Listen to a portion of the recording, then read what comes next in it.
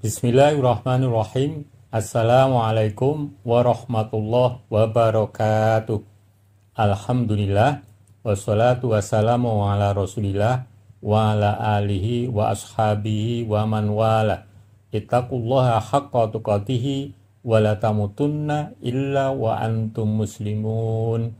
Ikhwani fiddin rahimakumullah. Alhamdulillah kita diberi kesempatan oleh Allah untuk bersua lagi.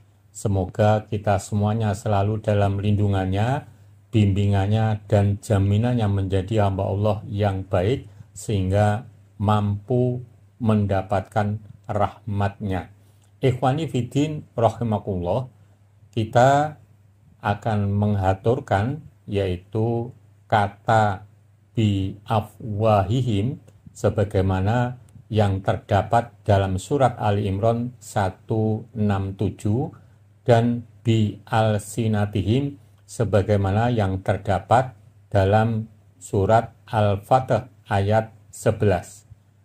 Pada dasarnya bi afwahihim dan bi al-sinatihim itu diartikan sama, yaitu mulut.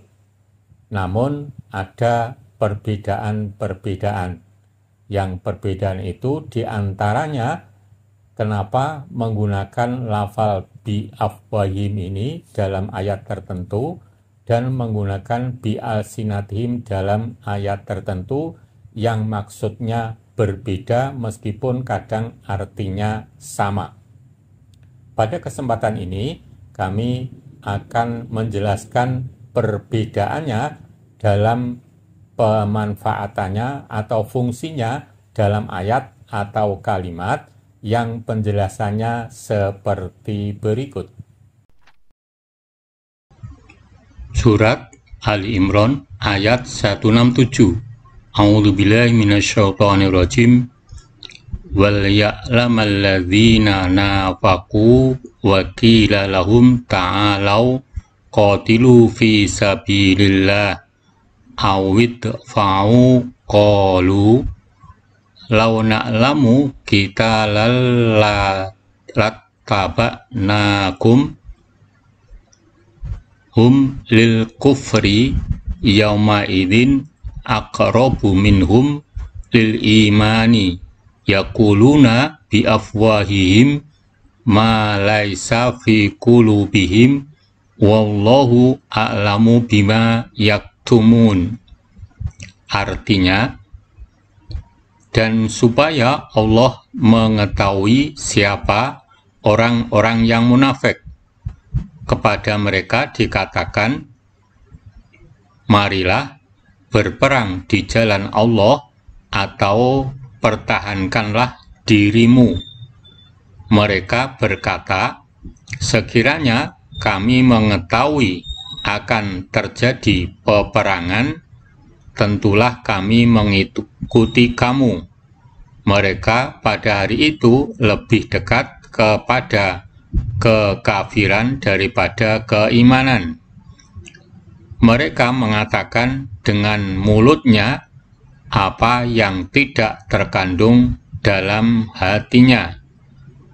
Dan Allah lebih mengetahui apa yang mereka sembunyikan. Tafsir ayat atau penjelasan. Dan supaya terlihat jelas siapakah orang-orang munafik ketika dikatakan kepada mereka, berperanglah kalian di jalan Allah, atau bertahanlah untuk memperbanyak jumlah kaum muslimin.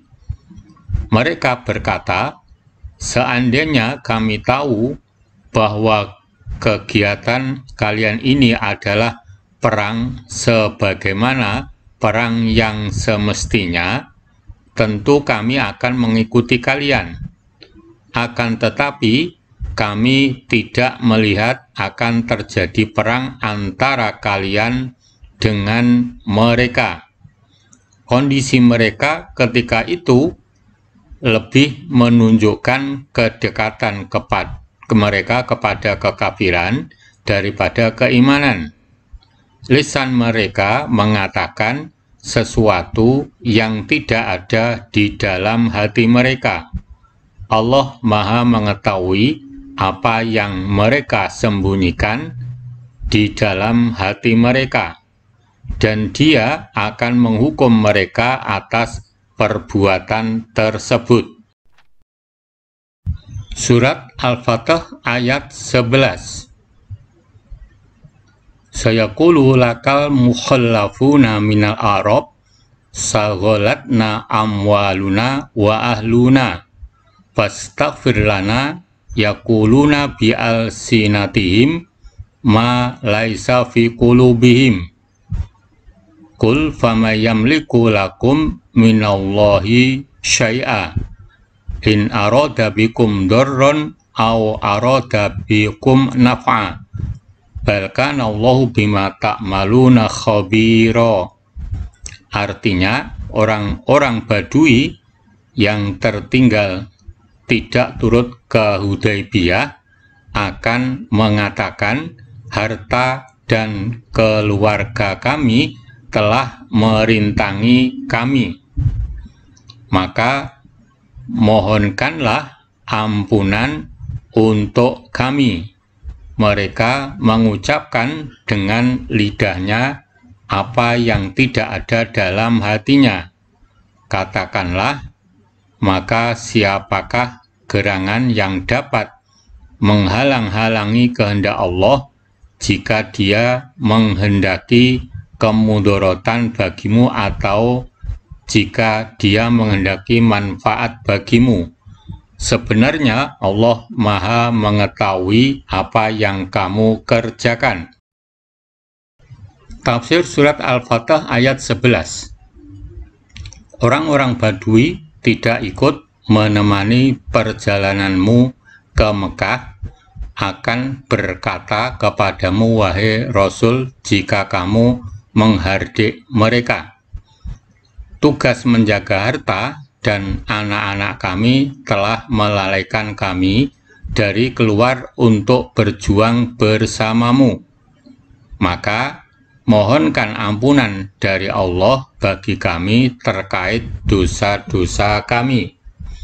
Mereka berkata dengan lisan mereka apa yang tidak ada di dalam hati mereka, berupa permintaan ampunan Nabi Shallallahu Alaihi Wasallam untuk mereka, karena mereka tidak bertaubat dari dosa-dosa mereka.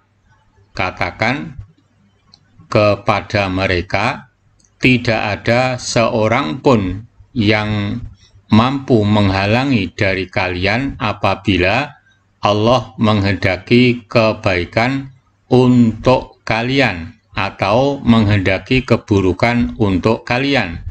Bahkan Allah Maha mengetahui apa yang kalian kerjakan. Tidak ada sedikit pun dari amal perbuatan kalian yang luput darinya meski kalian menyembunyikannya. Ikhwani fillah rahimakumullah, demikian tadi yang bisa kami sajikan dua ayat yang terdapat di dalamnya. Yang pertama bi afwahihim, dan ayat yang kedua terdapat bi alsinatihim, yang mana sebagaimana yang saya aturkan, yang kami aturkan di depan tadi, artinya bisa sama tetapi maksudnya berbeda. Berikutnya kami akan mengaturkan penjelasan secara detail kedua kata tersebut, yaitu bi afwahihim dan bi alsinatihim, sebagaimana berikut ini.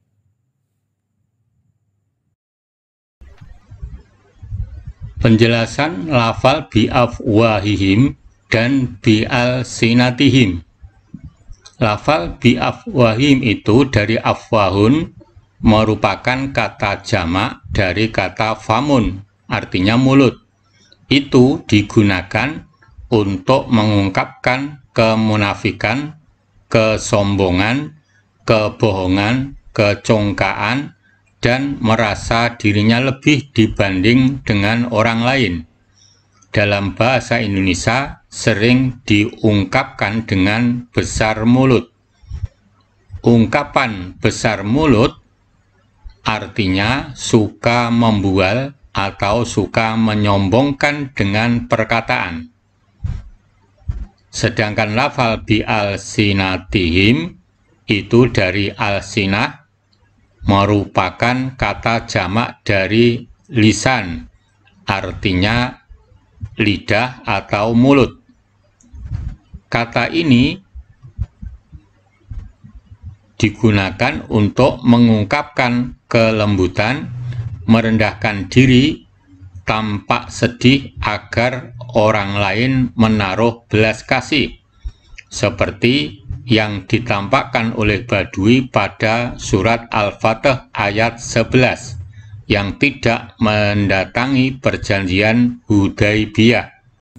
Ikhwani fiddin rahimakumullah, demikian tadi yang bisa kami sampaikan tentang penjelasan perbedaan kata bi'afwahihim dan bi'alsinatihim. Bi'afwahihim itu untuk mengungkapkan sesuatu yang menunjukkan kecongkaan atau kesombongan, kebohongan, meremehkan orang lain, dan seterusnya. Sedangkan bi'alsinatihim itu mengungkapkan untuk kelembutan, merendahkan diri, yang dengan tujuan biar orang lain itu menaruh belas kasih. Untuk selanjutnya, kami haturkan tentang ancaman Allah kepada orang yang tujuan hidupnya untuk duniawi, dan tentang anjuran Allah untuk sepenuhnya beribadah kepadanya, yaitu seperti berikut ini. Anjuran untuk sepenuhnya beribadah kepada Allah Subhanahu wa Ta'ala.